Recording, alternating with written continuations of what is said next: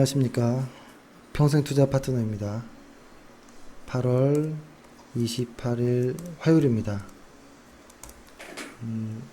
오늘 방송할 내용은 어떤 것이냐면, 최근에 어떤 뉴스들이 조금의 어떤 변화가 있는 것을 좀 느껴지시나요? 어떠세요? 갑자기 시장에서 이런 이야기가 좀 많이 나오죠. 어떤 반등에 대한 것을 좀 조심스럽게 예상하는, 혹은 이것이 반등을 넘어 추세적으로 상승 구간으로 접어드는 것이 아니냐라는 이야기까지 좀 나오고 있는데요. 이러한 이야기들이 나오게 된 배경을 좀 설명을 드리려고 하고, 그것에 대한 약간의 저의 생각도 좀 첨가하려고 합니다. 그러려면 일단은 보는 순서는 이렇게 봐야겠죠.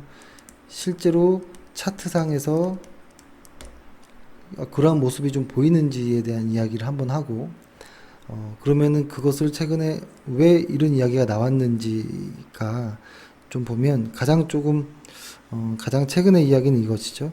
연준의 어떤 연준 의장 파월이 물가 상승률에 대한 이야기를 좀 했죠. 물가 상승률이 경기가 뭐 어떤 과열권에 들어갈 정도의 그런 상황은 아니기에, 우리가 뭐 금리를 내년에는 금리를 일단 그렇게 뭐 금리를 살살 좀 올리겠다, 뭐 이런 정도의 뉘앙스인데, 이것을 시장에서는 좀 좋게 보는 듯한 이런 모습으로 좀 읽혀졌거든요. 그래서 이것이 진짜로 뭐라 할까요? 어떤 의도 혹은 어떠한 의미가 있는지를 좀 봐야 될 것 같고요. 이것들이 왜냐면 많이 뉴스에 나오거든요. 그래서 좀 풀이가 좀 필요해 보인다라는 좀 생각을 좀 했습니다. 일단은 이야기를 시작해 보겠습니다. 일단은 지금 보시는 화면은 주간 차트입니다. 코스피의 주간 차트인데요. 주간 차트로 그냥 지나고 난 것들을 보면 좀 편하긴 하니까요. 과거에 2015년 말에 이런 삐죽한 모습이 나오고, 이 전저점을 깨지 않고 이제 여기서부터 새롭게 시작을 했습니다. 그러면서 꾸준히 전저점을 높여가는 이러한 상승을 보이다가, 여기까지가 이제 정확한 상승 구간이라고 표현이 될 것 같고, 그리고 저희가 예전에도 말씀드렸지만 요 두 번의 언덕, 이 두 번의 봉우리는 저는 과열 구간으로 저희는 생각을 하고 있었거든요. 그 다음에 시장은 다시 이렇게 전저점을 내리면서 이렇게 하락하는 모습이었습니다. 그럼 딱 나눠보면 여기 전에는 상승 구간, 이렇게까지는 이제 하락 구간, 이렇게 되는데, 그럼 여기서부터 다시 상승 구간으로 전환을 하느냐, 혹은 조금 더 하락할 수 있을까, 혹은 이것이 단순 기술적 반등이냐 라는 이야기를 좀 했는데, 이것에 대한 이야기를 잠깐 좀 해보면, 제가 보조 지표를 잠깐 하나만 깔아 볼게요. 예, 지금 보조 지표를 하나 이렇게 깔았는데요. 제가 이 보조 지표는 사실 그렇게 제가 뭐 아주 중요하게 추천해서 꼭 알고 계세요 이런 의미가 아니기 때문에, 뭐 지표의 어떤 수치라든지 이런 거는 따로 말씀을 드리진 않고요. 아마 회원분들은 다 알고 계시긴 하겠지만, 어, 이렇습니다. 일단은 이렇게 한번 볼게요. 시장이 그냥 아주 대략적으로 이렇게라고 한번 해볼게요. 이렇게. 그쵸? 그랬을 때 아마 이런 생각이, 아마 예전에 제가 어떤 회원과 통화를 한다거나 뭐 이런 회원 종목에 대한 이야기를 서로 나눌 때 이런 이야기를 했을 것 같아요. 예전 과거에 뭐 이런 구간들까지는, 그러니까 과열권에 들어오기 이전까지는 대부분 어떤 트레이딩 관점에서 뭐 어떤 이익 실현이나 이런 부분은 있지만, 물린 종목에 대해서 특히 그것도 실적이 좋은 주식에 만약에 물렸다면 매도하자는 그런 이야기는 하진 않았었거든요.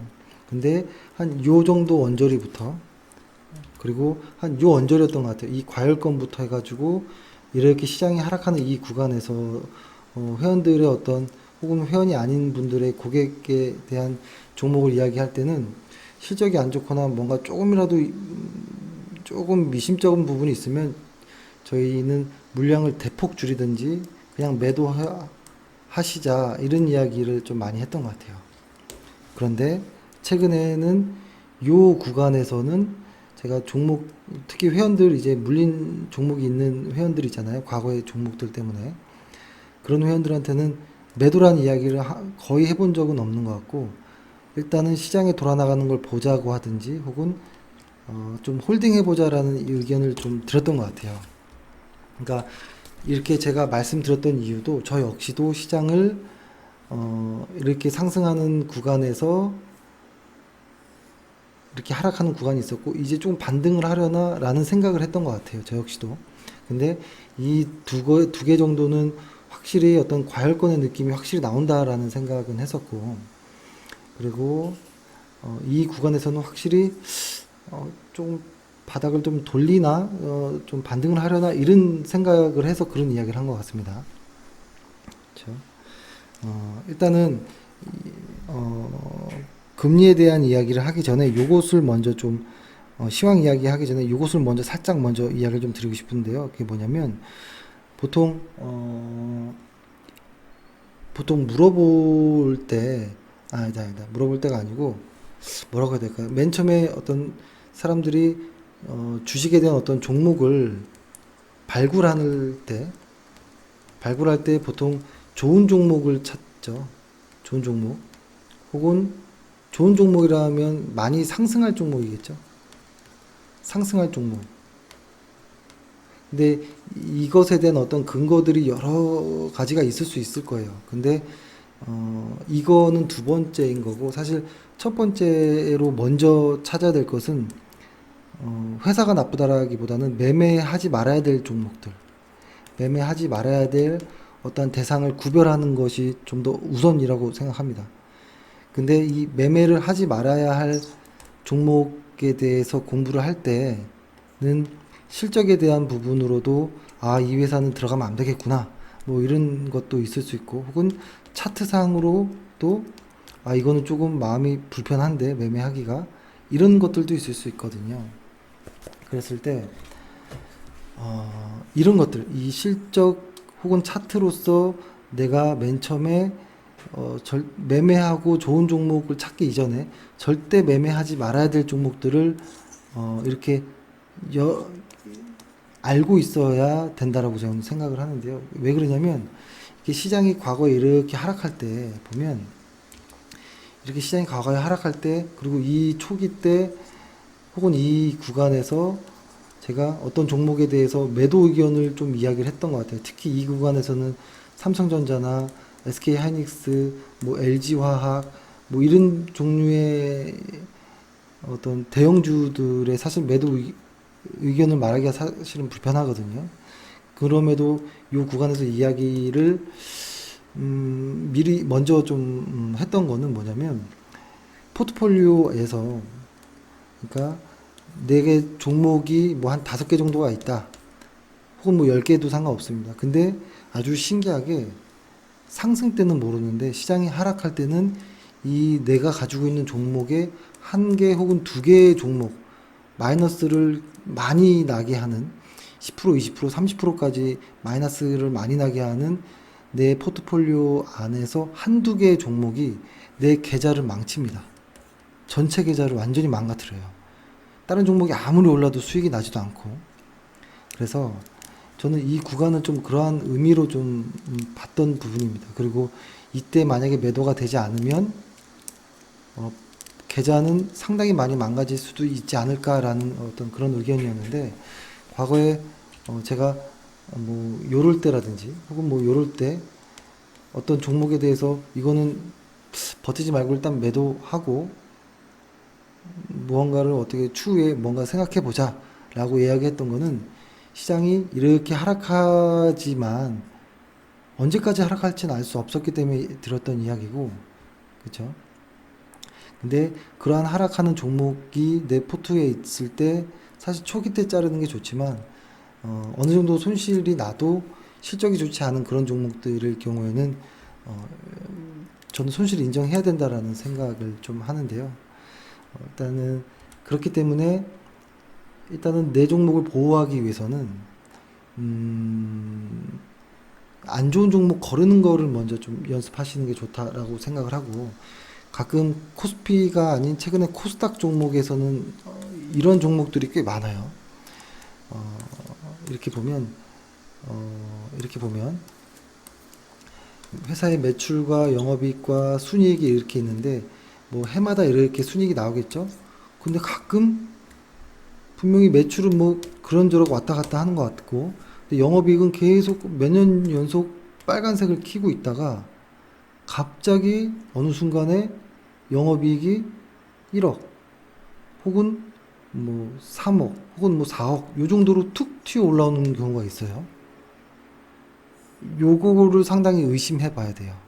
제가 드리고 싶은 오늘 이야기 중에 갑자기 딴 이야기가 나왔는데 이게 흑자에서 적자에서 흑자로 전환하는 케이스도 있을 수 있겠지만, 보통 이것이 그러니까 잠정 실적을 발표하기 전에, 이젠 다 지났으니까 말씀드리는 거지만 잠정 실적 이전에 이러한 것들에 장난을 칠 때가 있어요. 계속 영업 적자를 했던 회사가 말도 안 되게 갑자기 영업이익이 1억으로 탕 올라와 있어요. 그리고 실제 실적이 나왔을 때는 이것이 갑자기 마이너스 30억 이렇게 변해 있는 회사가 있어요. 근데 이 잠정 실적이 나오기 전에, 나오기 뭐 하루 이틀 전에 이렇게 공시가 될 때 보통 밑에 감사 보고서가 아직 다 끝나지 않은 상황에서 먼저 이렇게 말도 안 되게 계속 영업 적자였던 회사가 갑자기 껴맞힌 듯이 1억 정도 툭 이렇게 올라와 있는 경우는 매우 조심해야 된다라는 거예요. 이건 정말 나쁜 회사들이 가끔 이럴 때가 있어요. 어제 말씀드렸던 거의 연장선처럼 이런 회사들이 상당히 많아요. 이런 종목이 단타로 아주 유명한 종목들 중에 꽤 있습니다. 자 뭐뭐와 뭐 무슨 종목 뭐 이렇게 자자로 시작하는 이런 잠깐만, 자자로 시작하는 종목이 하나밖에 없나요? 아, 자가 맞네요. 다행입니다. 이쪽 자자로 시작하는 종목도 그런 종목이 있었고요. 상장 폐지된 종목들 중에 이런 종목들이 꽤 많았습니다. 근데 그러한 공시, 가짜 공시가 왔을 때 그때 개인 투자자들이 많이 물리고 그로부터 상장 폐지까지 가는 경우가 상당히 많았거든요. 그래서 잘 생각해 봐야 돼요. 적자에서 흑자로 탁 전환할 때 잘 생각해 보면 상당히 하이 리스크 하이 리턴, 그러니까 둘 다 리스크와 리턴이 크다라는 걸 인지하고 들어가야 돼요. 턴 어라운드라는 말이 뭐 멀끔해 보이긴 하지만 그것이 주는 내포되는 의미는 상당히 위험할 수 있거든요. 그래서 웬만하면 적자가 흑자로 될 때 실적이 상당히 많이 주가가 상당히 많이 가는 건 알겠으나, 그래도 안전한 방법은 현재가 있다면, 현재가 있고 미래가 있고 과거가 있잖아요. 그러면 과거의 실적도 훌륭한 회사, 매출과 영업이익과 순이익이 멀쩡하게 매년 이렇게 증가했던 그런 회사들이 현재도 증가했고 내년에는 더 증가하는 이런 회사를 에서 매매를 하는 게 좋지, 이 과거는 계속 마이너스에 완전히 개차반인 이런 회사들이 그리고 계속 유상증자를 매년 한 번씩 하고 매년 이상한 사업을 추가하고 한음을 파지 않고 계속 증자로 자본을 억지로 메꿔서 상패를 겨우 이제 벗어나는 그런 회사들의 들은 좀 조심할 필요가 있다라는 겁니다. 그렇죠? 그래서 갑자기 이런 얘기를 했던 이유는 내 계좌를 망치는 건 그 못된 한두 종목이라는 거예요. 한두 종목. 그렇죠? 그래서 그런 종목을 상당히 조심해야 된다라는 생각을 좀 합니다. 그러니까 지금 제가 이렇게 말씀드리는 이유는 지금부터 이야기할 어떤 차트를 보는 방식이라든지 어떤 시장에서 말하는 어떤 뭐 금리라든지 어떤 실적이라든지 이렇게 아주 깊게 들어가는 것이 아닌 아주 겉핥기식으로라도 조금은 어느 정도는 이렇게 파악을 하고 있어야 된다라고 보고요.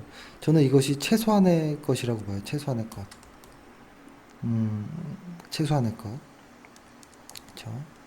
최소한의 것이고 만약에 나는 이것도 혹은 어떤 뭐 어떤 거시적인 어떤 경제 상황에 대한 이야기들 뭐 이런 것을 모른다면 아예 주식 계좌를 안 만드는 게 낫다고 봅니다. 아예. 그렇죠. 그래서 일단 이런 이야기들을 너무 무겁게 시작해서 죄송한데요.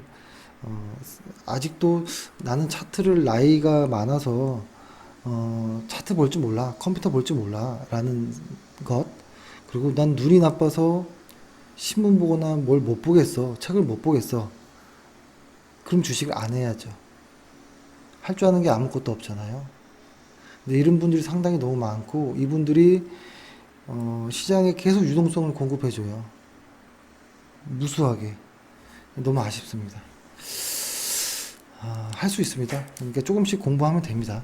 근데 아예 나는 못해라고 하면 안 된다라고 보고요.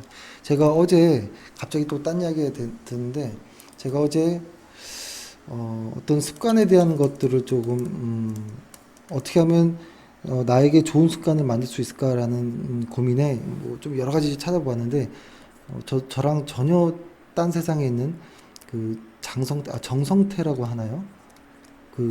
정확히 기억이 안 나는데 공부의 신이라고 하는 뭐 그 사람이 이야기한 거가 기억이 확 나더라고요. 뭐냐면 어떤 습관, 예를 들어서 뭐 책을 보는 습관이든 운동을 하는 습관이든 어떤 습관이든 간에 이 습관이 나에게 탁 몸에 박히려면 최소 며칠 정도가 며칠 정도의 시간이 필요할까? 라고 했을 때 이 사람의 이야기에 따르면 뭐 어디 나라 영국이었나요? 어디서 연구를 뭐 이렇게 해 보니 66일 정도가 소요된다라는 이야기를 하더라고요. 그러니까 66일 정도 어떤 습관, 그러니까 좋은 습관이든 뭐 나쁜 습관이든 매일 66일 정도를 반복해서 습관화하면 이것이 내 몸에 인이 베끼고 습이 되는 그런 수도 있다라고 그 사람이 얘기하는데 저는 상당히 의미 있다라고 보고요. 그래서 뭐 저도 좋은 습관 하나 정도를 좀 매일 아침마다 좀 하려고 마음을 먹고 있거든요. 그것은 이제 어, 음, 그쵸. 어떤 무언가인데요. 어떤 공부인데요. 제가 예전부터 조금 생각하고 있던 건데요. 다음에 한번 말씀드릴게요. 그것에 대해서. 그래서 새벽에 나와서 좀 무언가를 해보자 이런 생각으로 하고 있었는데요. 예, 오늘이 첫날이었습니다. 예, 일단 너무 잔소리가 서두가 길었죠. 이야기를 해볼게요. 일단 차트를 봤을 때 코스피 저희가 그때 예전에 이야기했던 거, 그러니까 저희가 보는 이 보조지표상에서 이 부분을 확대해서 보면 이렇게 됐죠. 파란색이 이렇게 가고 빨간색이 또 이렇게 올라왔죠. 그리고 여기가 이렇게 파란 부분으로 이렇게 색칠되어 있는 이 부분입니다. 여기가 극복돼야지만 시장이 조금 안전권에 들어가는 것이 아니냐. 그리고 이렇게 과매도권에 들어온 경우는 아주 긴 시간을 봤을 때 없었다. 그러니까 최근 10년 동안에, 최근 10년 전에는 있었다라는 소리죠. 볼까요? 최근 10년 때, 그러니까 이렇게 서브프라임 때 한 번에 이런 과매도 구간이 왔고 이번에 두 번째 왔다. 그래서 이번이 상당히 강한 어떠한 하락이다라는 거, 그렇죠? 근데 만약에 이러한 강한 하락 시장에서 난 계좌에 손실이 없었어라고 하면 상당히 그건 아주 운이 좋거나 아주 잘하시는 겁니다. 그랬을 때 여기가 이렇게 극복되고 이렇게 주가가 이만큼 올라왔던 거, 그러니까 과거에 이런 이야기를 했습니다. 음, 어, 과거에 상승이 크면, 그러니까 산이 뭐 높으면 골이 깊다 뭐 이런 이야기처럼 과거 앞에 큰 상승 이후에는 과매도 구간이 조금 깊게 파지는 경우가 있었고, 그 깊게 파지는 시장 이후에는 크게 상승하는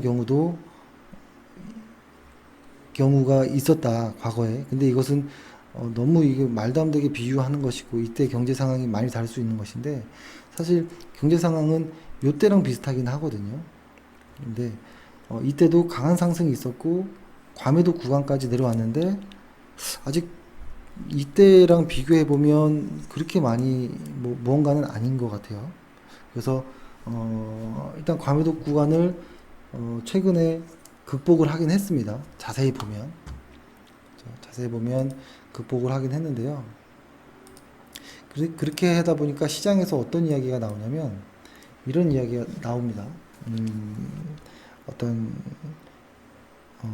그러니까 흔히 그 애널리스트들의 그 분위기는 어떠냐면, 시장에서 어떤 그 글로벌 시장에서 어떤 예전처럼 서프라임처럼 어떤 금융위기가 없다면 하락은 좀 제한적이지 않을까라는 이 이야기가 상당히 좀 많아요. 그런 쪽의 이야기 중에서 최근에 파월 의장의 어떤 비둘기파적인 어떤 이야기들이 조금 더 불씨를 살린 것 같은데요. 이것을 일단은 차트로 한번 보면, 일단은 차트로 봤을 때 이렇게 얘기했죠. 아, 일단 극복이 되었구나라고 생각을 했는데, 그러면은 과거를 보면 이렇게 극복이 되고 꺾일 때는 조정이 있을 수 있었죠. 이렇게 조정이, 그쵸? 요걸 한번 표시해 볼까요? 요 조정 구간이 언제였는지, 요때 이게 극복을 하고 나서 이때는 좀 도망 나와야 되는 구간인가라고 하는 것들을 한번 보조지표 한번 맞춰 볼게요. 좀 맞는 것도 있고 조금 박자가 빠른 것도 있고 약간의 느린 부분도 있고 뭐 이렇긴 하죠.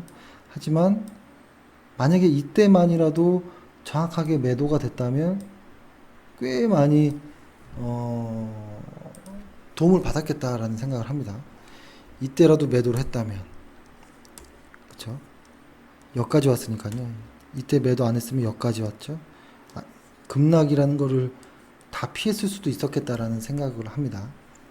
그러니까 이게 보조지표라는 것이 수많은 보조지표가 있습니다. 그 보조지표에서 여러 개를 좀 다양하게 써보고 나에게 맞는 하나 혹은 두 개 정도만 있다고 생각하면 돼요. 하나만 제대로 잘 쓰는 것, 그렇죠? 그러면은 우리 시장이, 제가 저번에 그러니까 통일성을 주기 위해서 극복을 이렇게 했죠. 이 부분의 극복을.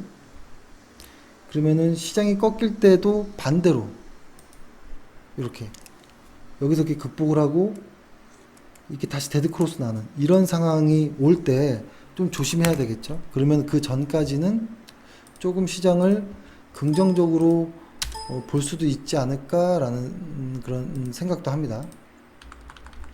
그리고 또 하나, 오랜만에 빅스 지수를 좀 보면 빅스 지수와 지수가 반대로 움직인다는 건 아마 저희 이 방송을 듣는 분은 아마 다 아실 거예요. 제가 빅스 지수에 대해서는 상당히 많이 이야기를 했죠.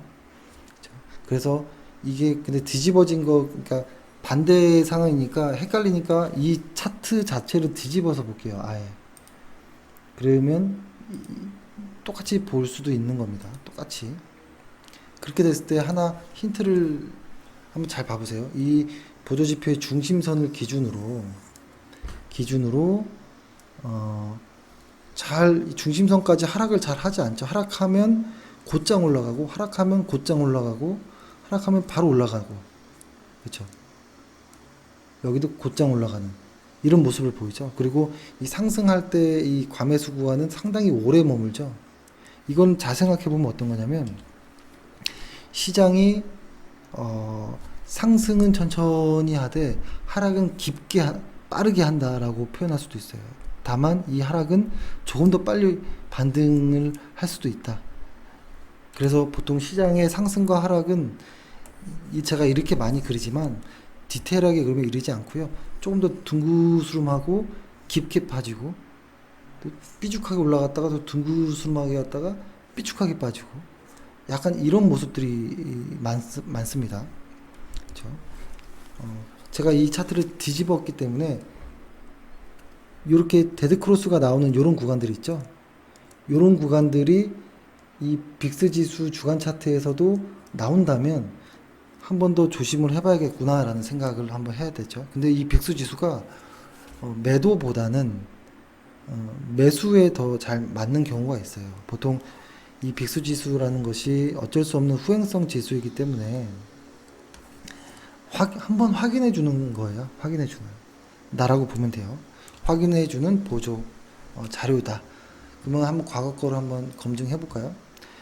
시장이 반등을 줬던 구간이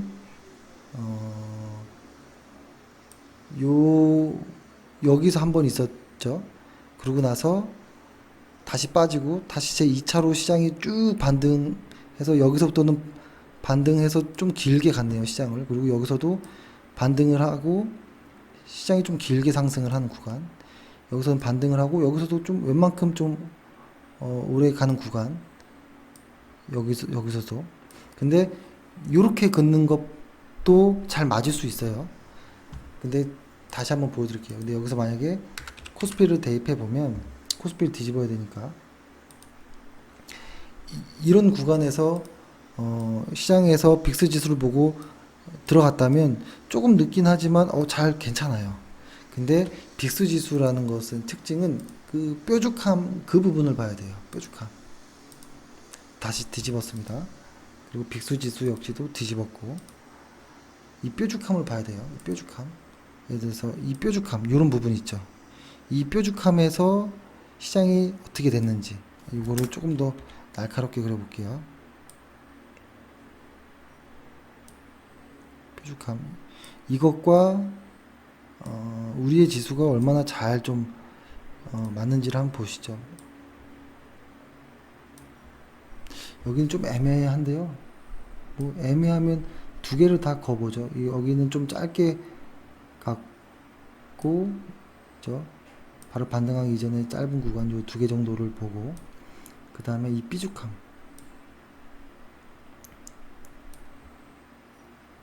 여기도 하나 제대로 된 게 있고 이렇게 재미가 없죠.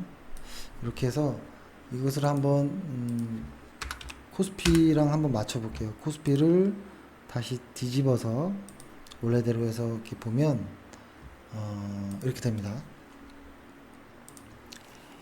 이 구간이 매수, 매수, 매수, 다시 매수, 매수, 또 추가 매수. 여기서 바닥에서 매수, 다시 매수, 매수. 그러니까 이 공포지수라는 것은 후행성이긴 하나 매수에 사용하기엔 매우 적당해 보인다라는 것입니다. 근데 그렇다고 이것이 매도에는 못 쓰는 것이냐? 그건 아니에요. 하지만 조금 느려도 확실히 매도하는 자리는 만들어주는 것 같아요.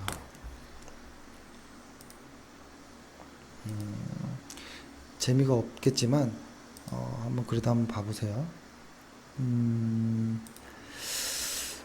매도하는 자리라고 하면 그래도 탁 끊어주는 뭐 이런 자리들이라든지 이런 자리에서 좀 늦더라도 매도를 했다면 어땠을까라는 생각으로 보는 겁니다.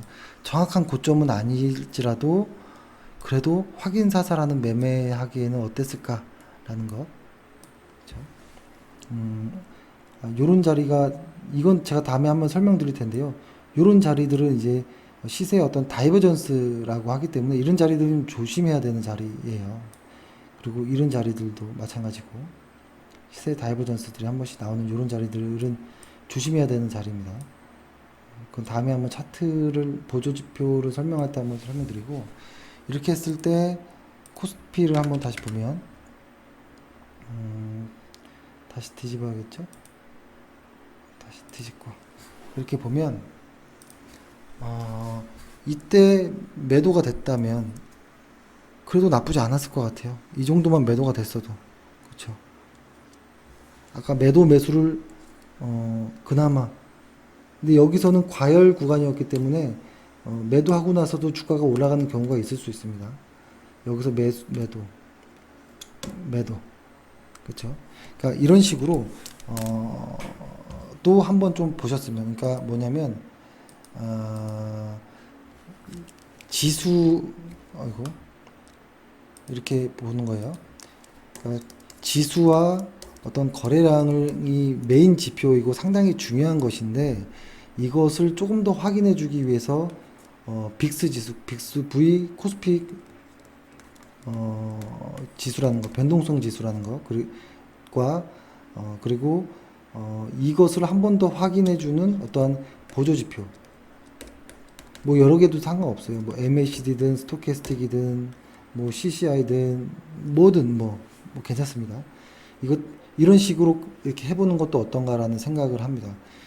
메인을 한 번 더 확인해 주는 것, 그리고 이것을 한 번 더 확증하는 어떤 보조 지표를 이렇게 보는 것도 조금 머리가 복잡하고 지금의 시세는 뭘까라는 고민이 들 때 저는 좋다라는 생각을 하고요. 일단은 오늘 일간 차트 상에서 보면 약간의 좀 기분 나쁜 모습이긴 했죠. 그 제가 오전 시황에 엊그제였나요? 뭐 어제였나요? 그때 요렇게 선을 좀 이렇게 긋고 여기는 이제 매물대가 좀 있다. 여기였나요? 이렇게 해서 오전 시황에 보면 이 구간이 매물대가 있다라는 이야기를 좀 했는데 이런 하락 정도는 사실 아무것도 아닙니다. 보통 하락에 어떠한 관성이 붙어 있는 곳에서 이 관성을 뚫고 올라가려면 올라가는데 저항이 하나도 없다라는 건 말이 안 되죠. 그래서 아직 이 오늘 하루 정도의 음봉으로 시세가 뭐 끝났다 이런 것도 아니에요. 거래량도 많지 않았고 그렇게 뭐 비극적인 건 아니에요.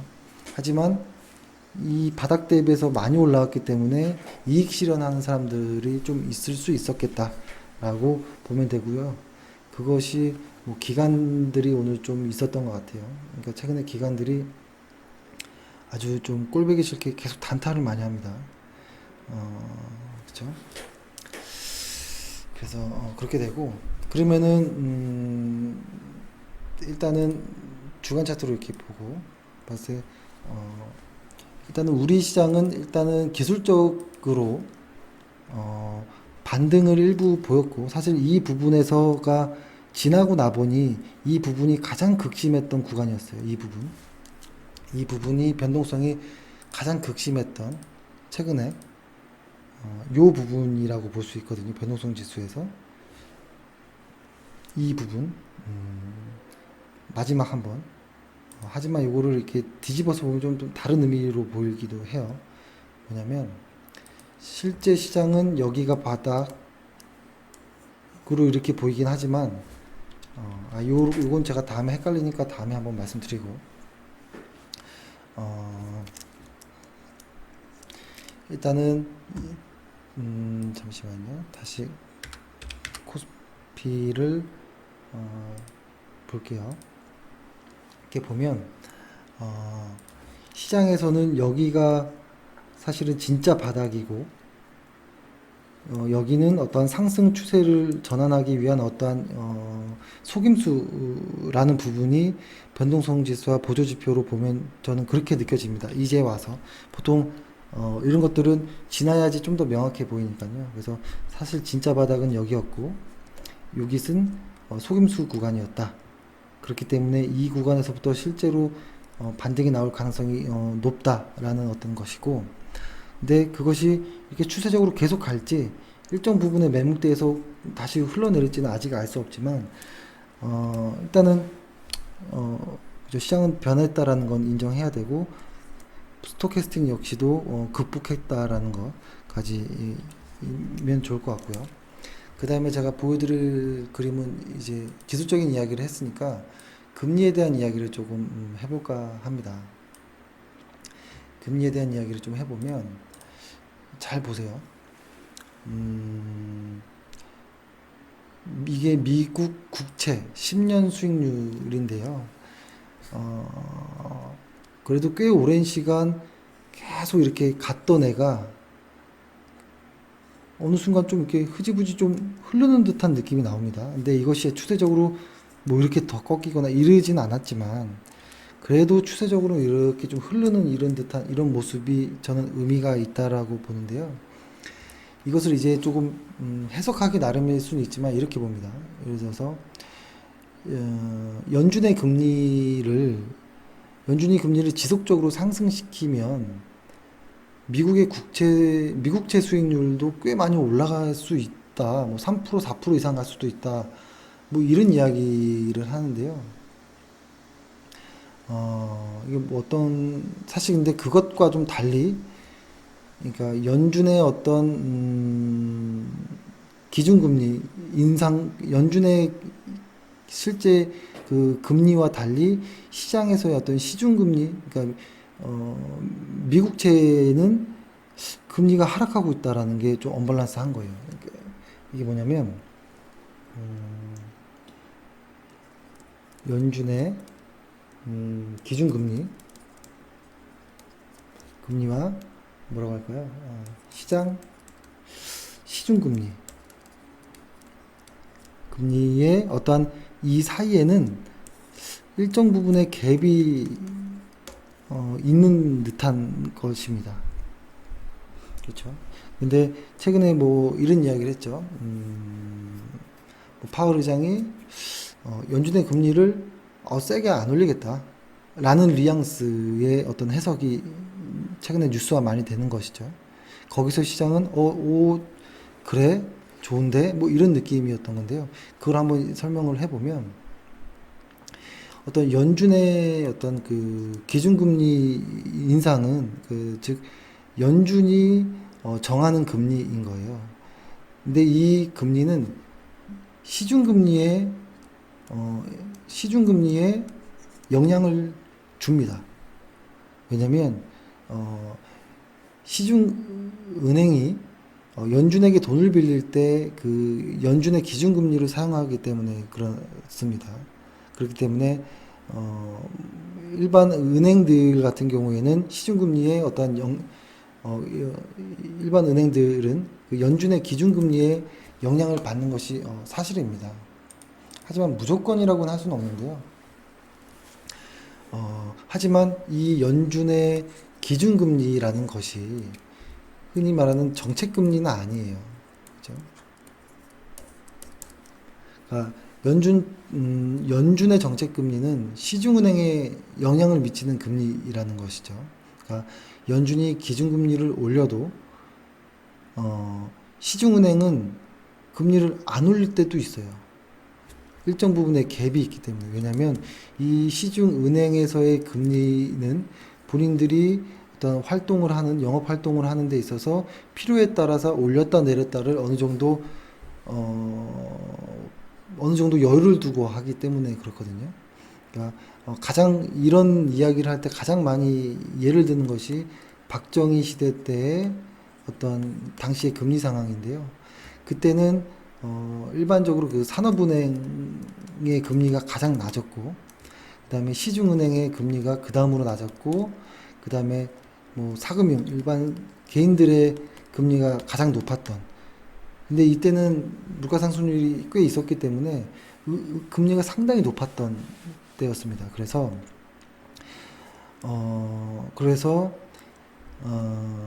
이쪽에서의 금리를 상당히 많이 낮춰줬고, 그래서 일부에서는 이쪽에서 대출을 받아서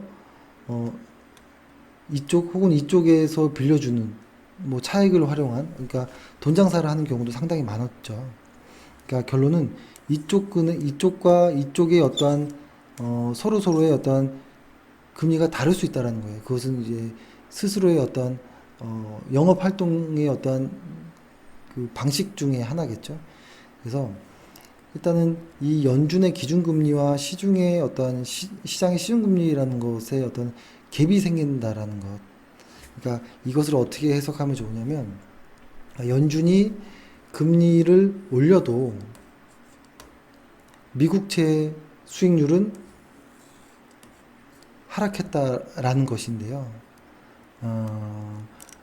이 말은 뭐냐면 연준은 이런 것이죠. 경기가 좋을 것이다. 그래서 물가가 오를 것이니까 과열되지 않도록 금리를 살짝 올리겠다라는 것인데, 그렇죠?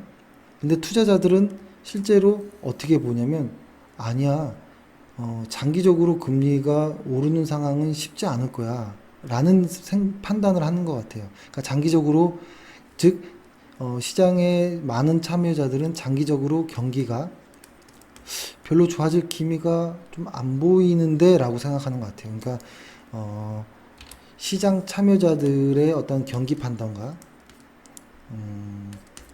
시장의 참여자들의 경기 판단과 연준관의 어떠한 경기 판단에서의 약간의 갭이 발생한 것 같아요. 근데 이 갭은 방향성은 거의 맞춰지고요. 약간의 갭은 항상 위아래로 존재하긴 합니다. 그러면 이것이 이제 생각을 하는 거죠. 그러니까 이 연준도 이 미국채, 그러니까 시장의 어떤 투자자들의 판단이 이렇다라는 것을 조금 눈치를 보고 우리도 금리를 그러면은 너무 과하게 그렇게 하진 않을게라고 이야기한 걸로 저는 느껴집니다. 그러면은 왜 이랬을 때 시장에서 주식이 상승했을까요? 왜? 금리를 들어올릴게라고 하는데 미국 시장을 볼까요? 나스닥 지금 사상 최고가 S&P 500 사상 최고가를 특히 나스닥 같은 경우에는 나스닥과 S&P 500은 사상 최고가를 내고 있고 다우도 거의 사상 최고가에 근접하고 있거든요. 자, 이런 겁니다. 예, 즉 주식과 어떤 채권 내 관계인데요. 사실 이것은 별건 아닌데 이렇게 표현할 수 있어요. 주식을 투자하는 사람들의 어떤 기대 수익률, 률이란 것은 보통 이렇게 됩니다. 채권 수익률에다가 위험 프리미엄이라는 것을 얹은 것이라고 표현하는 거거든요. 만약에 채권 수익률이 5%다. 근데 주식의 기대 수익률도 5%라면 일로 하죠. 왜냐면 채권의 수익률이 5%라는 것과 주식의 기대 수익률이 5%라는 것은 이런 것이거든요. 위아래 이게 변동이 너무 크잖아요. 그죠? 같은 5%라면 이런 거를 해야겠죠. 그렇기 때문에 채권의 수익률에다가 어떠한 주식의 어떤 위험 프리미엄 정도로 얹었을 때 주식 기대라고 하는데요. 만약에 채권 수익률, 그러니까 금리, 미국채, 뭐 같은 뭐 표현을 해도 될 것 같아요. 이것의 수익률이 그러니까 미국채, 금리, 뭐 같은 표현으로 보시면 될 것 같은데 그것을 뭐 세게 올리지 않겠다라는 어떤 뉘앙스, 그러니까 내년에 금리 인상을 한 번 정도 혹은 한 번 정도 만약에 한다라고 한다면 이쪽에 대한 것이 이렇게 좀 작아지면 그렇죠? 이쪽의 것이 작아지면 사람들은 이쪽에 좀 몰리지 않을까요, 돈이? 근데 반대로 채권 이쪽이 강하게 높아주면 안전한 이한테 가겠죠. 그래서 주식 쪽에는 사람들이 좀 선호하지 않겠죠. 뭐 이런 정도 관계로 보셔도 좋을 것 같아요. 그것에 대한 나머지 그 부족한 부분을 위험 프리미엄이라고 하는 것인데 이런 것이죠. 그래서 최근에 뭐라고 할까요? 미국에서의 어떤 연준 의장 파월의 어떤 미국채 수익률이 낮아지는 이런 것이 주식시장의 호재라고 해석하는 것으로 저는 좀 보입니다. 그렇기 때문에 시장이 그러한 상황이었다는 것이고, 근데 어차피 이번 연도에는 두 번 정도 금리에 대한 인상이 있을 것이다라는 것은 이미 다 알고 있는 내용이죠. 그렇기 때문에 만약에 이번 연도 2018년도에 두 번 금리 인상을 할 것이고, 그 다음에 내년에는 얼마인지는 모르겠지만, 만약에 한 두 번 정도 이렇게 한다라고 했을 때, 만약에 이번 연도에 한 번을 한다거나, 혹은 내년에 한 번만 한다고 하면 시장은 상당히 좋게 반응할 가능성이 매우 높다라고 판단이 되고요. 근데 그러한 판단이 미국 시장은 은 그럴 수 있지만 한국 시장은 그럼 어떻게 할 것이냐라고 봤을 때 한국 시장은 그것도 중요하지만 이제 여기서부터 이제 좀 고민이 되는 거죠. 어, 그럼 그러한 어떤 좋은 어떤 소설들, 그런 소설 시나리오들이 지금의 시장의 이런 하락 추세를 반등으로 반등을 하는 이유 같긴 한데, 그렇죠? 그러니까 미국 금리가 그러한 어떠한 반응을 보이니까 최근에 보이는 반응이 달러 약세와 어떤 위안화 강세로 좀 표현되는 것 같기도 하거든요. 근데 그러한 것들이 우리 시장의 반등으로 끝내줄 그냥 단순한 반등으로 끝날 것인지 아니면 진짜로 추세가 만들어질 것인지는 솔직히 아직은 알 수 없고 저 역시도 당연히 모른다고 생각합니다. 그렇죠? 저같이 제주도 시골에 앉아가지고 산속에서 그냥 하루 종일 사무실에 틀어박혀서 주식만 하는 사람이 이렇게 큰 그림을 어떻게 알 수 있겠습니까? 그렇죠? 그래서 우리가 할 수 있는 것은 일단 여러 가지 소설 시나리오들은 다양하게 접해보고 미리 마음의 준비하는 건 좋습니다.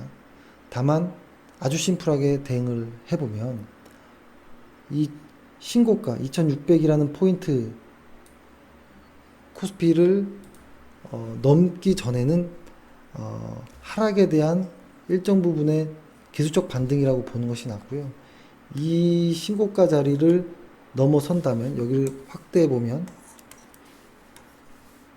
만약에 여기를 돌파하고 여기를 잘 지지를 하고 다시 시작한다면 이건 진짜 다시 강세장이라고 봐야 되는 것이고, 이 부분에 대한 것은 하락에 대한 어떠한 반등으로 봐야 되는 것이죠.